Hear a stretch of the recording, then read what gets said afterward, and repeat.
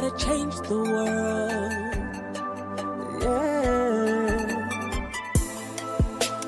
People with lived experience institute, source of solution, unapologetic truth, radical leaders, because people matter. Yeah, because people matter. We have lived through inequities.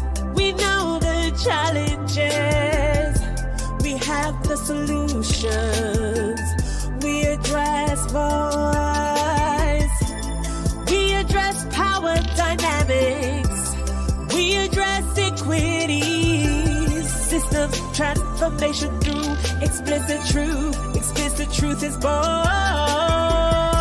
Explicit truth is uncomfortable. We are not here to make you comfortable, but we're here for change. Explicit truth is uncomfortable. We are not here to make you comfortable, but we're here for change. People with lived experience institute. Our community wants to live. Our community wants to thrive. People with lived experience, leading with unapologetic truth, radical leadership for change. We have lived through inequities. We know the challenges. We have the solutions. We address voice. We address power dynamics. We address equity. System transformation through explicit truth. Explicit truth is bold. Explicit truth is uncomfortable. We are not here to make you comfortable, but we're here for change. Explicit truth is uncomfortable. We are not here to make you comfortable, but we're here for change. People with lived experience institute. People with lived experience institute. Yeah. Oh, we gotta change the world, change the world.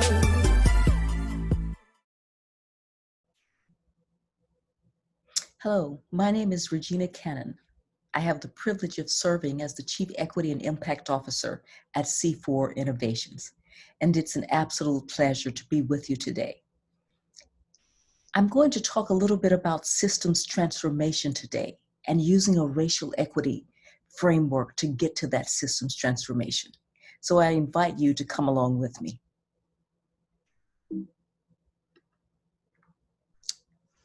One of the things I think it's so important to do is to look around us and see what lessons we can learn. This year has been an unfortunate but amazing teacher. You see, we had this convergence of pandemics. We had COVID-19 and racism 20. And they crashed into each other in an unexpected way. Because you see, Black folks had been killed for many, many centuries, but there was something about the publicized killing this summer of Black folks across the country when everyone was watching. No one had things to do, places to go. And so the whole country focused in on what was happening. And we had this heightened sense of awareness. Oh my goodness, Black folks weren't making this up. They actually were being killed and brutalized for no reason of their own. And so we began to learn some lessons from this past year. there were quite a few things that this moment was able to teach us. It taught us the need for disaggregating data, to look at data by race and by ethnicity and by gender and by the intersection of those. It taught us that historical context was necessary to truly understand what was going on in our systems. It taught us that language matters, words matter. It taught us that systemic racism knows no boundaries. You see, as we watch COVID-19 flood across this country, there are some differences in who was actually getting COVID-19 and who was dying from COVID-19. See, the burden of COVID-19 lay heavily in communities of color. We experienced the greatest numbers of cases and the greatest numbers of deaths. So Black and brown folks were so impacted by COVID-19. And so think of this.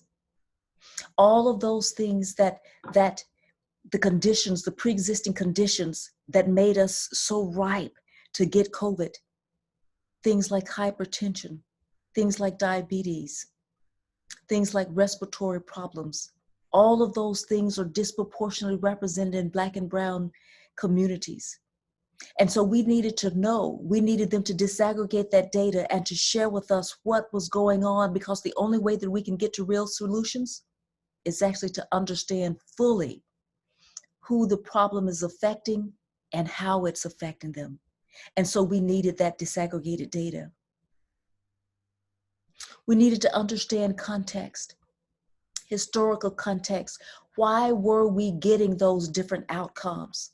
You see, it wasn't as though Black and brown bodies had these weak or fragile bodies. No, quite contrary to that. The reason that we were so ripe for COVID was because of systemic racism over many decades, over many systems. Think of this. All of those folks that are brown and black communities that live in places that are so heavily populated, where there's so much pollution and the housing is substandard because of systemic racism, setting folks up for respiratory problems that COVID just jumped on. Yeah. So we needed to have that context. We needed to understand who was out there every day risking their lives, driving those buses, getting our groceries, dropping things off, making sure that our hospitals were cleaned, making sure that our older folks, our elders were taken care of. These were Black and brown folks, our essential workers. Why? Because we made sure over time, right? This society made sure over time that those were the jobs, the only jobs that many of us had access to. Systemic racism, yet again. And then healthcare. Think of this. There have been many years and decades that Black and brown folks have been without the necessary healthcare that they need, have been stuck in jobs where they didn't have healthcare benefits, stuck in jobs where they were working on an hourly wage. And if they took off just 1 or 2 hours, you're literally talking about the difference between being able to make your rent payment and not making that rent payment. All of this grew out of systemic racism. Because see, we understand something. Those systems, our economic system, our labor system, our healthcare system, you see, those systems are working just the way that they were designed. So it's not by accident that we were getting these different outcomes around COVID-19. Another lesson that we learned was that language matters, that we needed to understand the difference between equality and equity. Because you see, of course, equality is our North Star, but the only way that we get to equality is to get through equity. We've got to go through equity to get to that equality that we all seek. And see, the difference there is that equality says that I've got to give everybody the same treatment, everybody the same resources, everyone the same access. And that would all be really wonderful if everybody was starting from the same place. But we know that in this society, that is not true. That Black and brown folks have been disadvantaged for decades, for centuries. Equity understands that. Equity says, I see the historical and the current racism and discrimination that you face. And so I'm going to give you what you need. And then we had to understand racial equity. We had to understand that in this moment, we needed to have racial equity, and that's not what we were having. Because racial equity says that not only do we want to get to a place where our socioeconomic outcomes are not predicated on our race or ethnicity, but also the process to get there actually includes those that are most impacted, that Black and brown folks had to be at the table. But we understood in our responses to COVID-19, in our responses clearly to the kind of brutality that was going on, that Black and brown folks were not at the table making decisions. And then we had to understand what true anti-racism meant. That it was not this sort of benign thing saying that, oh my goodness, I'm not a racist, or this is not a racist policy. But to truly, truly be anti-racist is not only acknowledging that something is wrong, that we have inequities, that we have disparities by race and by ethnicity. It is actually putting things in place that address it. Changing those policies so that no one is left out. That is true anti-racism. And we learned that that's not what was going on in this country. And we learned it the hard way. We learned yet again, that systemic racism knows no boundaries. It is in every system, not only law enforcement and the judicial system, but our healthcare system, our banking and finance system, our labor system. It is everywhere. And so every single system must be interrogated. We must ask of every single system who is benefiting, who is being harmed, and who is being left out. Every system must be asked those questions. We also learned a few other things in this moment. We learned that protest and advocacy work, that backlash is swift, so we have to stay vigilant. We learned that neutrality cannot be an option. You see, protest and advocacy work. You know, many folks challenged us and they said, well, oh my goodness, you can never change systems. You can't make systemic change, you know, out there walking on the streets. We can, because see, we knew that we had to merge that direct action, that we had to stay out in the streets so that no one would forget what we were trying to say, what we were trying to do, and that we had to merge that with changing the policies. And so now when we look across the country, we are seeing that work, the fruition of that work, that folks are making changes at the local and the state level, that we're transferring money from police departments into other kinds of public safety, that we're hiring mental health workers, that we're hiring safety workers, and that perhaps some of the killing will stop. And so don't stop protesting. Don't stop advocating for racial justice. But be on the watch, because you see, backlash will be swift.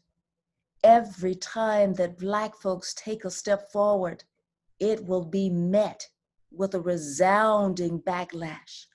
You see, in this year on September 4th, out came a memo that said, we don't want you teaching anybody about racism. We don't want you teaching any about things about how one particular race may be advantaged by the kinds of policies that are in place. You see, backlash will be swift.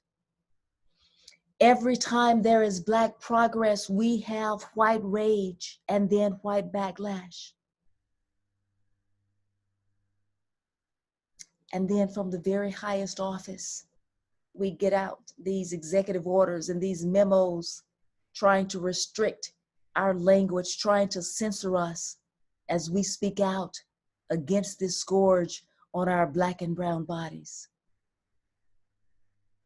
But see, we have to understand something, as James Baldwin understood. He said, I love America more than any other country in the world, and exactly for this reason, I insist on the right to criticize her perpetually. He said that if I love you, I have to make you conscious of the things that you don't see. So we have to understand that we have to keep challenging the status quo. We have to use words like systemic racism. We have to show people what they can't see. Because see, here's the thing, as James Baldwin said, it is certain in any case that ignorance allied with power is the most ferocious enemy that justice can have. White rage, white backlash. We learned something else. We learned that neutrality is not an option. It cannot be an option. We cannot have people trying to stand in the middle and not take sides. You must take a side. You must speak out against injustice if you're going to change systems. Desmond Tutu said to us, if you are neutral in situations of injustice, you have chosen the side of the oppressor. Angela Davis said, in a racist society, it is not enough to be non-racist. We must be anti-racist. Ibram Kendi said, there is no in-between safe space of not racist. The claim of not racist, neutrality, is a mask for racism. So neutrality must not be an option. And then, of course, those lessons that they try to teach us. See, they tried to make us think that the lives of Black folks, indigenous folks, and people of color were simply afterthoughts, that they were expendable, that they were devalued. They showed us that Black Americans were 2.5 times more likely than whites to be killed by police. And so we wept and we cried, but then we rose and we walked and we talked and we made changes. Because you see, Black lives matter then, Black lives matter now, but folks, matter is just the minimum. We'll keep fighting.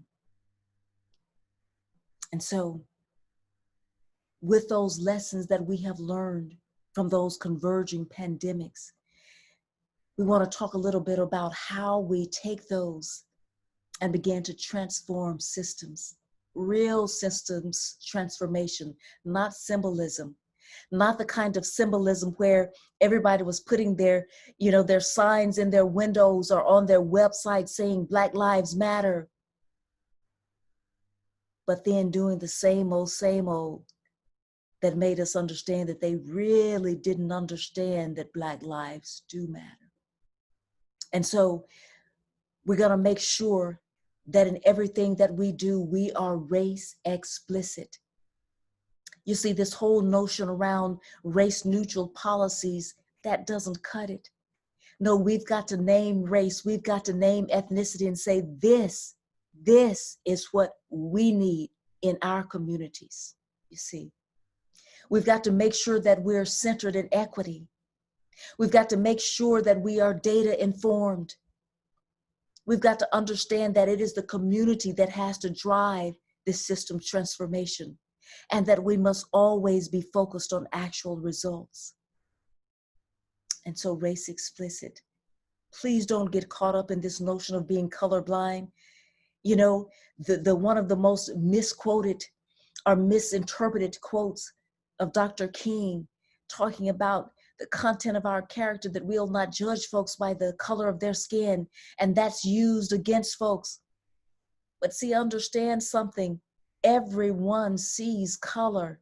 And so to say that you don't is simply to erase us, to try to say that you do not see us and all of the unique experiences, all the unique challenges, and yes, all the beauty that we bring to this society. And so let's be race explicit in our actions, in our policies, in our practices.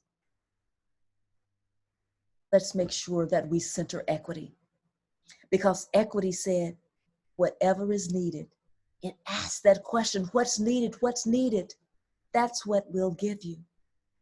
Equity says that the process has to be equitable, that the folks that are most impacted must be at the table when the decisions are made, and that we move toward an outcome that is equitable. It must be data informed. Now, we're used to looking at numbers, yes, quantitative data.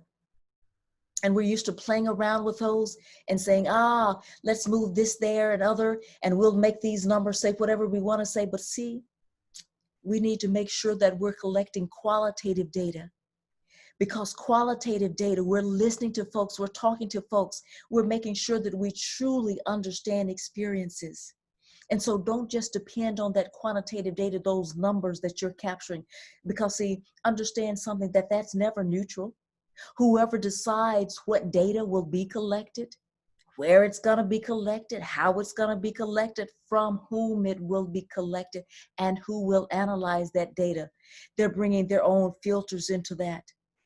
And so let's go to the source. Let's collect qualitative data. Let's actually listen to folks and understand the experiences of their lives so that we may respond to that. And yes, it must be driven by the community. Any kind of systems change must start with the community. It cannot be this top-down kind of process. And so the questions we must ask: who is at the table? Who is making the decisions? And ultimately, who has the power? If we cannot answer in the affirmative that it is the community who's at that table, that it's not community that are making that decision, if it's not community who has the power, then we don't have real systems transformation. Because see, what will be missing is the fact that community, that folks have their own agency. They understand exactly what's needed in their community. They've just always been separated from the power and the resources to make those things happen. But if we want real systems transformation, community has to drive it. And then we must be results focused. We must continuously ask the questions: who is better off? What difference did we make? How much did we do? And how well did we do it? Every single step along the way, we must ask those questions, because our intention to do better, to form different systems, to help different people, to be inclusive, to be equitable, you see, it's not enough unless it has an impact. And so we must always be focused on the results. Let me say this again: who is better off? What difference did we make? How much did we do? And how well did we do it? And so, what is required of us in this moment to dismantle racist systems and build equitable systems? You see, we've got to set aside best and reach for necessary. Oh, I know what you're saying. That when you were growing up, you learned that it was, good, better, best, that best was the highest. No, but see, they didn't tell you sometimes you got to go beyond best and reach for necessary. Because necessary says, I'm going to do whatever it takes to build a racially equitable system. That sometimes, as James Ingram said, sometimes my best just isn't good enough, and I'm going to reach for necessary. And see, we've got to understand that returning to normal, it cannot be an option. I've heard over and over and over again throughout this pandemic, people saying, oh, I can't wait till we get back to normal. Normal was not working for Black and brown folks, so I don't want to go back to normal. That cannot be an option. And then I believe that we must choose transformation over change. You see, change fixes the past, but transformation creates the future. You see, we got to have a different kind of future. And we got to create that future. We've got to be bold enough. We've got to have the courage to dismantle those old systems, to not try to fix them up, to not play around the edges, but to create something new together. Change is inevitable. If we just stand still long enough, something's going to happen, right? Some change will happen. We'll get older. But transformation is a conscious choice, so let's choose it. And I want to leave you with this. Arundhati Roy wrote an essay this summer entitled Pandemic as Portal. And so I want to read to you her very last paragraph. She said, historically, pandemics have forced humans to break with the past and imagine their world anew. This one is no different. It is a portal, a gateway between one world and the next. We can choose to walk through it, dragging the carcasses of our prejudice and our hatred, our avarice, our data banks and our dead ideas, our dead rivers and smoky skies behind us. Or we can walk through lightly with little luggage, ready to imagine another world and ready to fight for it. So our final lesson, transformation is possible if we fight for it. Thank you. Oh, we gotta change the world. We gotta change the world. Yeah. People with lived experience institute. Source of solution, unapologetic truth, radical leaders, because people matter. Yeah, because people matter. We have lived through inequities. We know the challenges. We have the solutions. We address voice. We address power dynamics. We address equity. Systems transformation through explicit truth. Explicit truth is bold. Explicit truth is uncomfortable. We are not here to make you comfortable, but we're here for change. Explicit truth is uncomfortable. We are not here to make you comfortable, but we're here for change. People with lived experience institute. Our community wants to live. Our community wants to thrive. People with lived experience, leading with unapologetic truth, radical leadership for change. We live through inequities. We know the challenges. We have the solutions. We address voice. We address power dynamics. We address equity. Systems transformation through explicit truth. Explicit truth is bold. Explicit truth is uncomfortable. We are not here to make you comfortable, but we're here for change. Explicit truth is uncomfortable. We are not here to make you comfortable, but we're here for change. People with lived experience institute.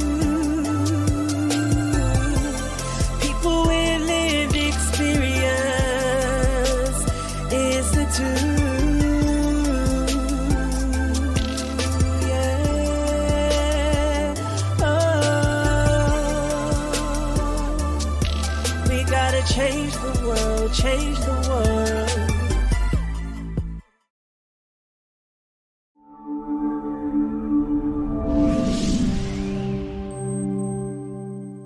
The People with Lived Experience Institute, www.pleinstitute.org,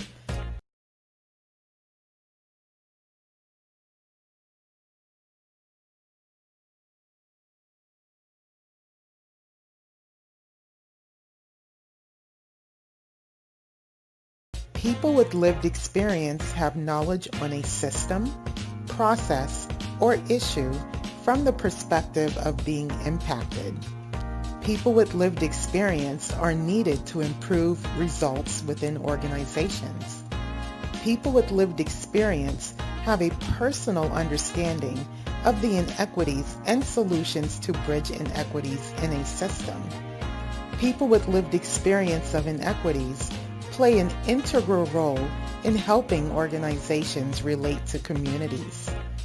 The People with Lived Experience team are engaging global and local partners for best practices, and this conference will highlight how to learn from people with lived experiences of inequities as the source of solutions for policy, education, business, law, social justice, leadership, community engagement, economic empowerment, and many other topics to inform individual and organizational practices. Also, tools will be shared for authentic engagement with community. Additionally, economic empowerment will be shared through Black Girl Magic Market, and the People with Lived Experience Institute will host community listening sessions and much more.